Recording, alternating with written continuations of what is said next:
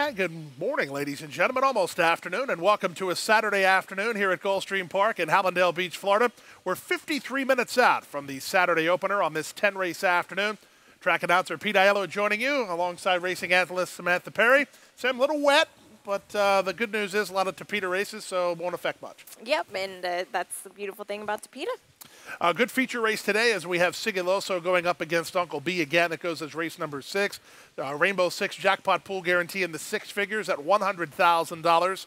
2 pick 5s, 2 pick 4s, the standard betting menu, and again 52 minutes to race number 1. We'll kick it off on this 10-race afternoon on the Tapeta track at 5.5 furlongs. Maiden claimers, they sprint here with Mad Madame Mim, a big favorite on the morning line. Not favored currently. Sam, an early pick 5, have to have her on there, right? Yes, definitely, and we'll show the ticket here. Just 3 deep for me, the 3 on top, Alyssa Joe, though, but I do have Mad Madame Mim as well. Race number 2, I lost my top pick. I scratched into the 7 Natural Vibes. Race 3, the 3 on top, Sunshine Frolic for Safi Joseph. Race number 4, my single, the Great Caesar. This horse looks just gone goodbye in this spot here. Marco Meneses and Amador Sanchez. And in the 5th race, the 9 on top, the Man Up Front, a $27 play for me, Pete. 3 deep in the first leg using Alyssa Joe, who comes off of a huge late kick last time out. We do have that replay to show you of Luminant and Alyssa Joe. They come out of the same race. Alyssa Joe was well back in the run with the favorite Preemption at 2-5. The only horse that he had or she had to beat that day was Alyssa Joe. Yeah. Was Preemption slowing down or was Alyssa Joe gaining, or both? Yeah, it seemed like a bit of both going on, and Luminant really outran her odds that day. She was 21-1, and Alyssa Joe just ran so well in this spot here today. I expect a similar run, but I was kind of impressed by Luminant too. That was some gameness to be shown down the lane. Yeah, and she was definitely closing ground at the top too. I do think the one horse there was getting as much tired as Alyssa Joe was closing. Mad Madame Mim, of course, for Safi Joseph Jr. Similar form patterns to the 2 favorites here, the 3 and the 6, both of which woke up at their first start of this level last time out. Yeah, and it's crazy just to see how that big drop in class can really just get some more confidence in these fillies. And I like this kind of second off the bench angle here for Safi Joseph. And that race was actually a pretty productive one with Greatana winning right back. And not only did she win right back, she aired against much better. So I think that from a quality of race standpoint, maybe Alyssa Joe's race not quite as strong as that one, as Mad Madame Mim's second place finish. So bettors disagree right now, though. 8-5, the early money is on 3, Alyssa Joe. 3 and 6, the key contenders, Sam, with the upset possibility in Luminant off of a good run last time. We'll move now to the second race of the afternoon, race number 2 over the main track. The main track is sloppy. It has been sealed. These are claimers, non-winners to the category. A couple of scratches here. Scratch the 4, Shaw 10. Scratch number 6, Super Spreader. 6, a key scratch here. But this is a pretty evenly matched group. I thought so too, and I scratch in the Natural Vibes, so kind of just a grudgingly top pick for me. It was a voided claim last out for Jose Pinchin. You know, they have these horses work back for the vet after something like this happens. It's got a solid gate work. I mean, it wasn't very fast, but just kind of getting his feet back under him here. I'm not really sure what to make of this horse. I will say this, though, Pete. The horse is drawn well and is 1-for-1 on the wet track. And it was his first start off the layoff, that day. Mm-hmm. So maybe there was an issue that caused the layoff that wasn't 100% solved, at least not to the satisfaction of the people dropping the slip. So Natural Vibes on speed figures is definitely the one to beat. Il Malandrino, a horse that probably needs some airtime. You used him forward as well. Il Malandrino was a odds-on loser last time out. Not exactly a great flow into the race. He didn't travel all that well. That was in the slop, so maybe there's cause for concern, as that was by far and away his worst race lately.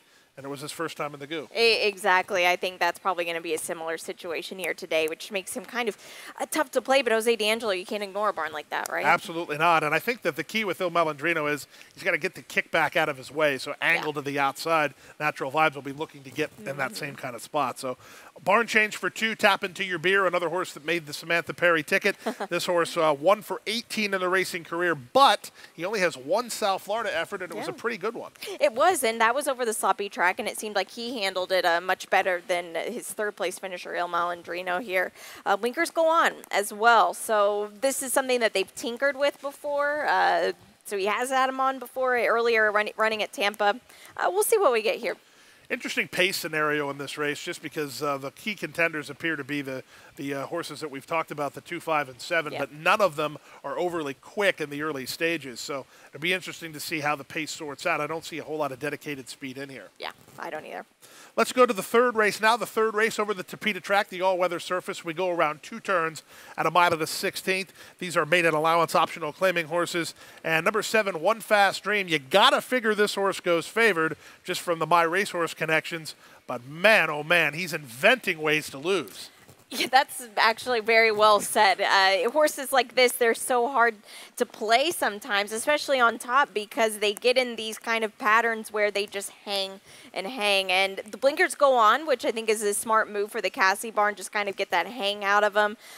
But he's hard to bet on top. I would agree. I mean, he is probably going to be favored in here. So if you're looking for a vulnerable favorite, I think you might find one, at least from the top-end perspective. I don't think it'll be a situation where his horse is nowhere to be found. He'll be underneath somewhere, but he had every opportunity to get by Iraq, who was a long shot in that particular effort, and he was game in victory. Yeah. But let's show the replay of that while we're talking about it, guys, because this pertains to what you're saying here. Yeah, I mean, he at the top of the stretch, he looks like the winner here. Well, he takes over. I mean, the horse who wins is the one down inside, but right here, One Fast Dream's ahead of him. Yeah. And at this point, I mean, when the 3's doing all the dirty work and the 2 has the fresh legs, the 2's supposed to keep that advantage, but I think he waited as much as Iraq battled back. Yeah, and you can't really see him, but there's One Fast Dream, or pardon me, Sunshine Frolic, who kind of picks up the pieces late here, and that was Sunshine Frolic's first start. So that's hard to debut 2 turns like that, and I think a sharper effort will be here today. Interesting kind of storyline with Sunshine Frolic in that Vincente Gutiel's been kind of the exercise rider for Saffie Joseph and hasn't really got a whole lot of high-profile calls for him. He kind of rides, I mean, you can speak to this, the horses that are maybe a little on the nuttier side. Yes. And so this horse, you know, he ran okay. The blinkers go on. Vicente's off, but they don't go exactly high profile in Marcos Meneses either. Right. So you have to wonder if this horse doesn't have a few screws loose in the mental department. Well, don't we all? That's not to say that he can't win. I think it's more to the point of the horses that are that way probably need that race experience more than horses that are professional in the way they do things. How about the 4 big envelope, big number here? What possibly case could you have made for him? Well, the fact that he's bred very well, but also he came into that race gelded. That was sprinting. This is a horse that is a half to Phoenix of Spain, who won the Irish Guineas, and distance is going to be so key with him. Maybe this horse wakes up 2 turns. Sano doesn't win first time out very often, so you're making a very, very good case for an upset possibility. Big envelope, a horse maybe use under or as part of your early pick 4 or your early pick 5s at a price. Let's move now to the 4th race of the afternoon. Race number 4, we stay on the Tapeta track, but we cut back to 1 turn at 5.5 furlongs. It's a field of 7 here. Gotta like him, an aptly named Morning Line favorite in here. But Sam, with the old chuck-out move. Yeah, the great Caesar. Let's show the replay of him. He's first time gelded. Blinkers go on for trainer Victor Barboza, who had an impressive victory with Grandmo the First yesterday. Now here we see great Caesar on the rail, just trying to find some type of room. And this is 2 starts back, so I do want to mention that. And this was his last time sprinting here. I love the way this horse shot through like a rocket. I mean, you don't make up that much ground from the position that he was in an 1/8 of a mile on the Tapeta. And they tried him against special weights the next time. So this is a weird horse because he's actually never crossed the wire first, but he can't run in a maiden race, which is why he was scratched yesterday, where he would have been about 2 to 5. Because they awarded him purse money for that victory on that race we just showed you, where he ran second. So now Barboza Jr. has the tough task of trying to find the right spot. So he goes aggressive and drops off of what it would be a winning effort. Let's pretend he won that 35 maidens. Exactly. Now he's back in for 12.5. The horse that he has to beat, though, gotta like him off of a good run last time out.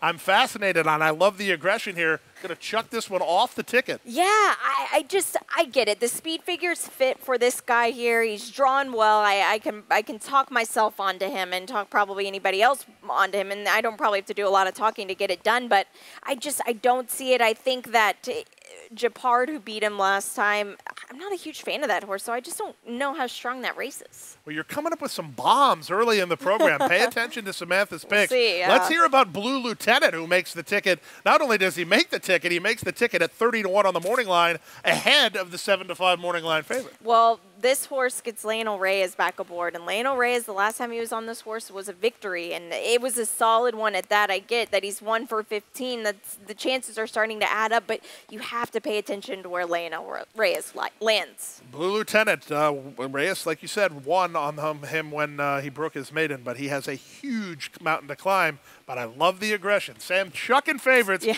And we'll take a brief time out. When we come back, we'll look at the Samantha Perry Rainbow Six and continue with Gulfstream today, right after this. And they're off.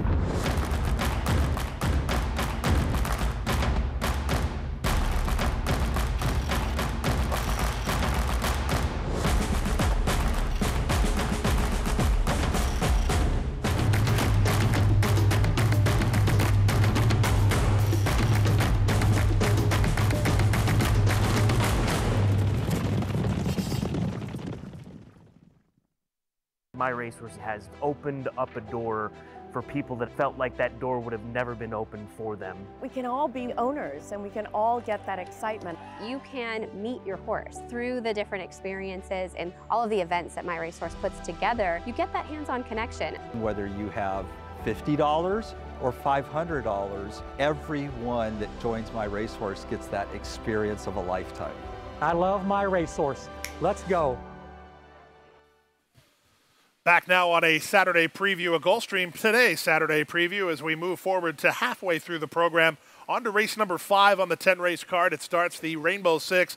Thanks again for joining us. Track announcer Pete Aiello with Samantha Perry. Sam, we have a very, very good maiden special weight to start today's Rainbow Six. Yeah, and it's a great way to just kind of look at the horses before you can structure up your ticket. I'll be out here to check them out for you. It's a kind of a heftier Rainbow Six ticket for me, but it was hard to find some leverage here now. In this race, we'll get to it in just a second, Pete. And race 6, the 3 on top for me, that's Sigaloso. Uncle B's going to be tough as well. If you've got a strong opinion, maybe toss one of them. Race 7, the 10 on top, that is Amor E Control. Race number 8 here, this is a spread race for me. My long shot is the 3, Grumley. I really like him today. Race number 9, the 5 on top, that is Heir to the Roar, who's coming out of that Call Me Spicy race, who was very, very good yesterday. And in the finale, the 8 on top, that is Party Pleaser. Skylar Spanabelt will ride for Safi Joseph, 86.40. So a bigger ticket today. We're feeling good about this, Pete.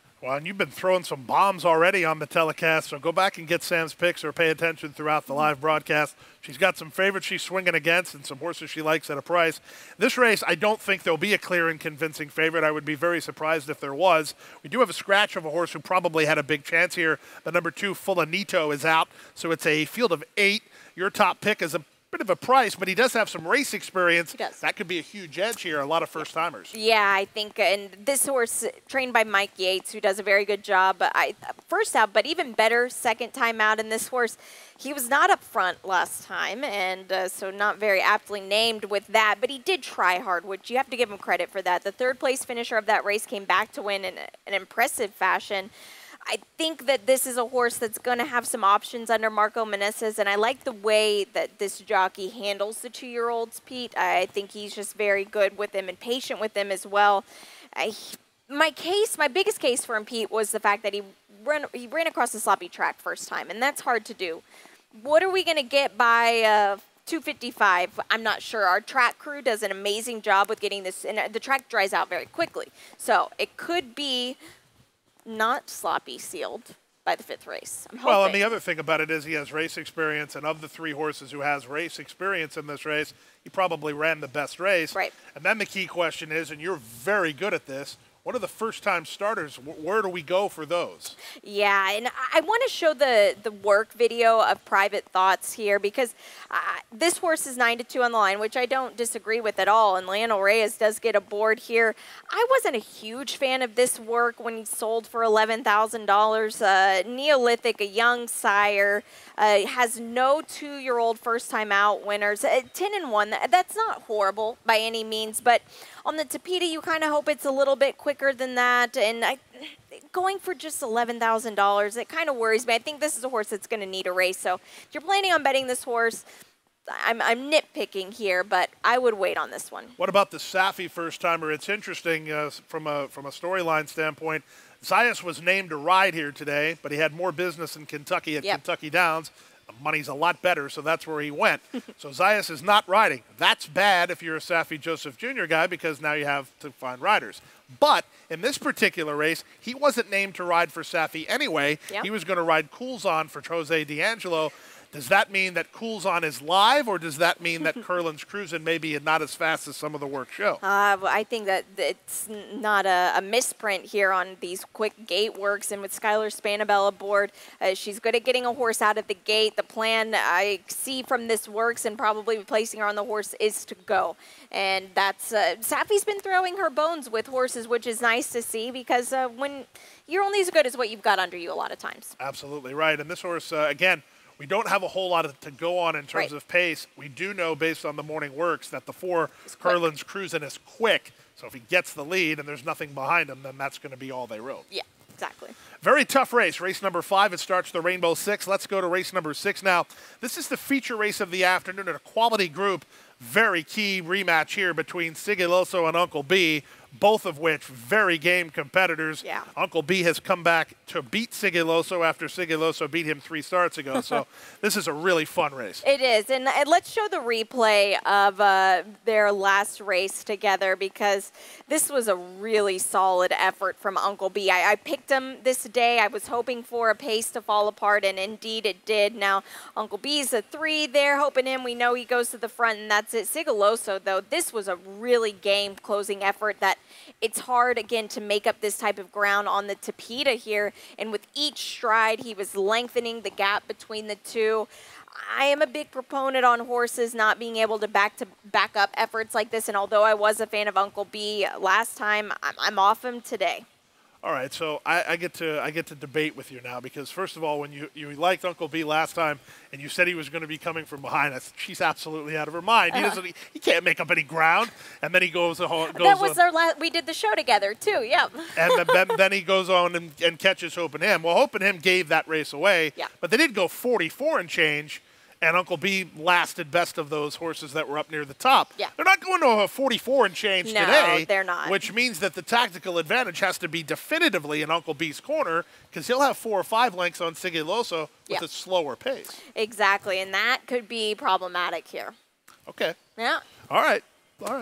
You agree. That's what I was going to say, because you had said about Sigiloso versus Uncle B. You picked neither one of them on top. I'm just newsflash to me here. You have Figueretti on top. Yeah, I thought I had that horse 4th, but maybe I got it switched up on the picks here. But Figueretti fits in this spot. This is the first time, well, second time this horse is on the Tapeta track, and first time at the distance, though. Amador Sanchez, don't ignore him right now. Brian's not here, so you have to pick up the slack for him anyway. Exactly. Brian picks every horse that Amador Sanchez runs, and so Sam's just deputizing for him. He's doing it in Del Mar, too, so yeah. Well, that's the feature race. Sigiloso takes on Uncle B. Loyal Louis just had a good second-place run. Happy Runner. Yeah. These are kind of fringe players, but the top-quality animals are the 3 and 7 here. Yeah. If you get by them, you're getting paid to start your late pick 5. Yep. Race 7 on the card, lots of scratches here, but the good news is if you liked any of those horses, they're back tomorrow. They're back in tomorrow. Yeah. That's right. So essentially tomorrow we have a race of the scratched horses today. Take out the 1, 7, 8, 9, and the alternates, 13, 14, and 15. Still plenty to choose from here, and this was a race where if you believed Amore Control's last race, she's definitely the one to beat. Yeah, I think so too. Sometimes it's not always as easy as this, but you have to take what's in front of you. Marco Meneses stays aboard this time. It was just a narrow defeat last time. And you see the running line, it says game, and she really was. She's 5 years old. She only has 5 starts, so that's a very, very lightly raced mare, but she was impressive. She's now making her 3rd start in the form cycle. Everything should be all systems go for her here today. Well, and the speed, it'll be interesting to see how the race flows out, because Strike Jack tried to hook her last time and it didn't work. No. So I don't know that she won't have everything her own way with a couple of scratches. Right. Baby's Dialed In is out. That would have been the one that I would have been worried about rolling at her. So right now it's somewhat of the same horses over and over again. Blazingly, a horse maybe to consider. very lightly raced, only 3 starts. They taught her how to come from behind after trying to go to the front on the main track. So if there's one to catch her, maybe Blazingly or Extra Indy, is that kind of where you're at? Yeah, Victor Barbosa, he's done such a fantastic job as of late, and we'll show it in the Lightning Run. He had a beautiful win yesterday with a 2-year-old winning his second start. But this is a filly that I think she's just finally starting to put all the pieces together. Pete, she has had a little bit of a 2-month hiatus since that last race, but fresh legs, I think it's good in this spot. And Bullock is a horse that you used in your ticket. Yeah. She's going to be part of the pace here today as well. Yeah. She was favored last time out in a race that Extra Indy and a couple of these others are coming out of. So it's always you go to the wedding, you should go to the funeral, especially if the price is bigger. Yeah. And you'll get a better number on Bullock today than last time. Yeah, if you like her, this would be the day to play her. Absolutely. So it's a deep and competitive way to start a late pick 4. We'll go now to the 8th race. Things do not get any easier in the difficulty department as we go to the 8th race on the Tapeta track at 5 furlongs. Some very interesting form cycles. You're on a horse that, if I was allowed to book action, I think I might. Grumley can beat these horses? I'm going to hope so. Now, this is a long shot, and deservingly so. So you look at this horse's last race. It was at Presque Isle. This was the first time this horse tried the Tapeta track. It was a really impressive second-place finish. You know, it was a year ago, right? I do, and I like that because trainer Mike Yates gets these horses ready off of these types of layoffs. He's very good with speed horses, and I'm not just going to say that Mike Yates is only a speed trainer because he's got other horses that win going 2 turns as well, but you look at this work from the gate coming into this spot, it says speed is going to be coming here. Blinkers come off for these geldings. He's 4 years old now. I love that they can see what's going on around them. Marco Meneses jumps aboard here. I know this is a jump up in class, but we've only seen what he can do on one Tapeta start. Listen, there's nothing in the world worse than somebody bashing somebody for picking a long shot. I'm not going to be that person. And you're firing with some bombs. So, again, here's another one that if you had told me before the show that Sam would not have Vamos Viejo in her top 4, I would have said no way. You don't. But you also have another price horse underneath here in Inspired Mischief. This horse will be forgot about at the windows, too. Yep. He will be it. Second off the layoff, Leno Reyes is indeed on this horse here in this spot. And I think that Joe Orsino, with these types of moves, he does a good job. The barn does here. And that was quite a layoff from December to August last time. And he fired against these horses. And on these Tapeta races, they all kind of take turns having their chance here. Well, I was actually going to understand your logic to a level because you've chucked Grand Bay and Vamos Viejo. They both come out of the same race. Right. So I can see going, well, I don't like that race. But the problem is Inspired Mischief comes out of that race too. Exactly. So. And I think he was a horse that you go back to his maiden victory. He's much better than the race he just showed. All right. Yeah. Well, you're blowing my mind right now, so let's just keep rolling. All right. Blow my mind again on to race number 9, the first half of the late daily double. These are allowance horses on the Tapeta track at 5 furlongs. Okay, I was going to say, I can't possibly imagine you're blowing my mind here. No, not in this spot. But Heir to the Roar, who was a beaten favorite in her most recent, she lost to Call Me Spicy. Call Me Spicy has been real good and just won the feature yesterday at 3-5. Yeah, that was impressive. And let's show the replay of Heir to the Roar and Love and Make Sense last time. Of course, Call Me Spicy, the winner, came back with a beautiful victory, and it was actually claimed. Joe Orsino claimed Call Me Spicy, so good luck with that. I think this horse is going places. Now, Heir to the Roar, I think, was a little bit further back than she needed to be in this spot. She has been closer in the past here. I think that if she can get out of the gate a bit better, a little bit quicker, it will be a better effort for her today. I have the line inverted. I'm going to admit it right now. I think that Heir to the Roar should be favored, and Love and Make Sense should be the second choice, strictly based on the trouble call of Heir to the Roar's last race and Lionel Reyes riding. Right. So those are the top 2 contenders. If they get beat, you got to figure Gitana's the only one fast enough, right? Yeah, you would think so. And what do you do with her? Because she just came off a very impressive dirt track win and has yet to win on the Tapeta track. But she was right with both Love and Make Sense and Heir to the Roar in that race that we just showed you. Yep. It's a philosophical thing, right? I mean, if they come out of the same race and they're all clustered together, some handicappers like it. I personally hate it. It's tough, yeah. But it's, you know, that's the wonderful thing about horse racing is that we can all look at the same data and come up with different opinions. Exactly, And that's yeah. what makes racing great. We'll go down to the 10th race. I'm sure there'll be some differing opinions here. There's not a whole lot to go on.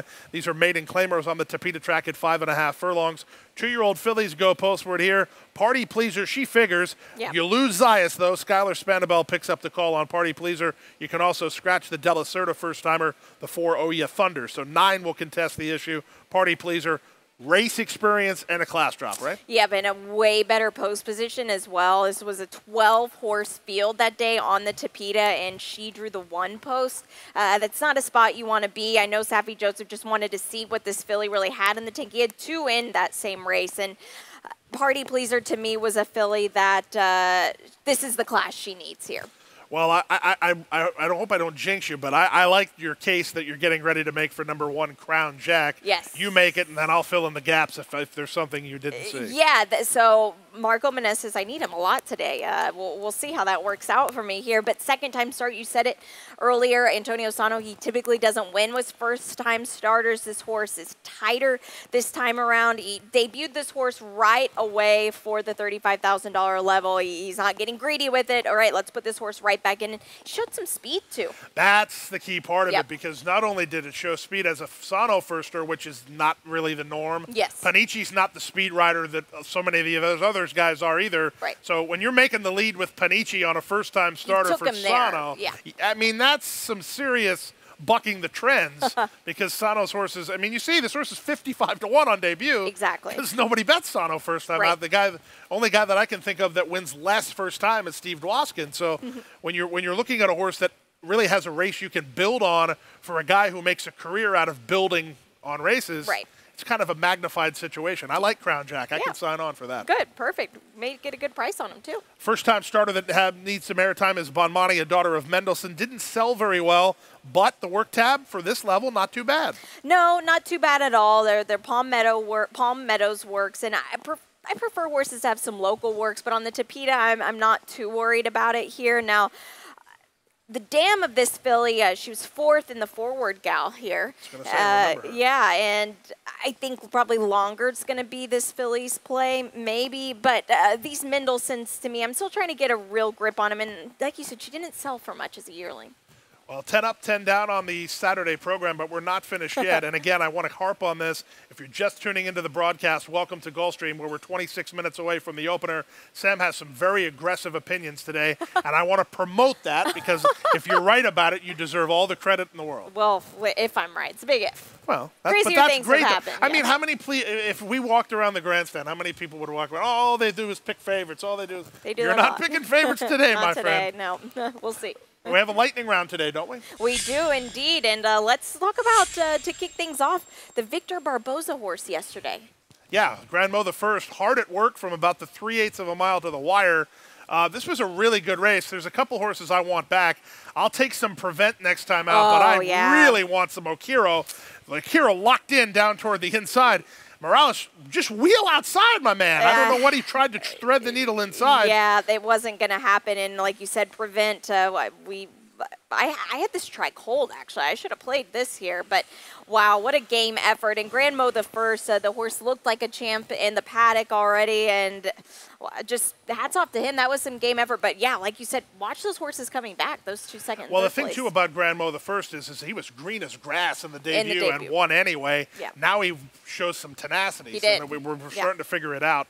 Nice to see Victor have some quality individuals in the barn, at least from a 2-year-old perspective, as he's got Best Dream and a couple of nice horses in the older Long horse range division. shoddy now as well. Ah, that's your boy. Yeah, it is. Yeah. So. Best bet on the program? Horse The Great Caesar, I believe, Okay. is my best bet today. Yeah. long shot? You have about 9 of them. Which one? Grumley on top for me in race 8 for Mike Yates.